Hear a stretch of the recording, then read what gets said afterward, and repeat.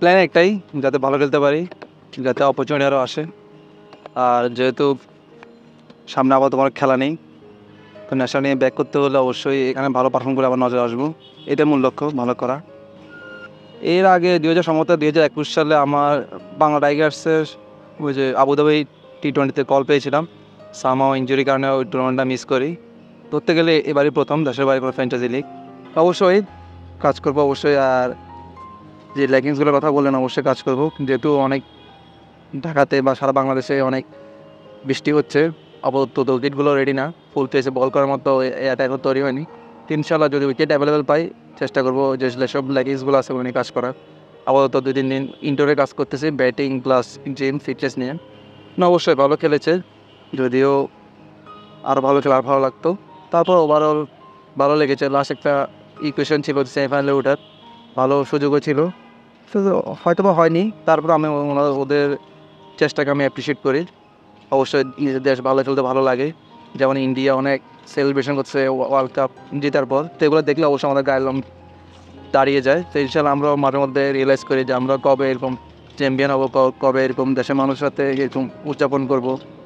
তো এটা আসলে চিন্তা করি, ড্রিম দেখি। মানুষ তো স্বপ্ন দেখতে দোষ নেই, আমরাও দেখি।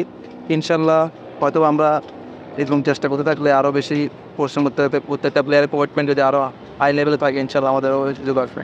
তো এটা তো আন্ডার 19 থেকে আসলে আমি আমার জীবনের সাথে ইউজড হয়ে গিয়েছি, তো এটা আসলে খুব বেশি খারাপ লাগে না।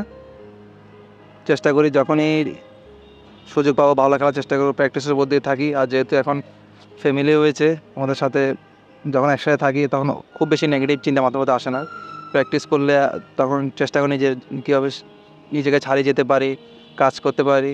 কারণ যখনই বেশি আমি বাদ পড়া নিয়ে, প্রিভিয়াস ইস্যুগুলো নিয়ে আমি চিন্তা করবো, তখন বেশি আর খারাপ লাগে, তখন আমার কাজেও আসলে ব্যাঘাত ঘটে।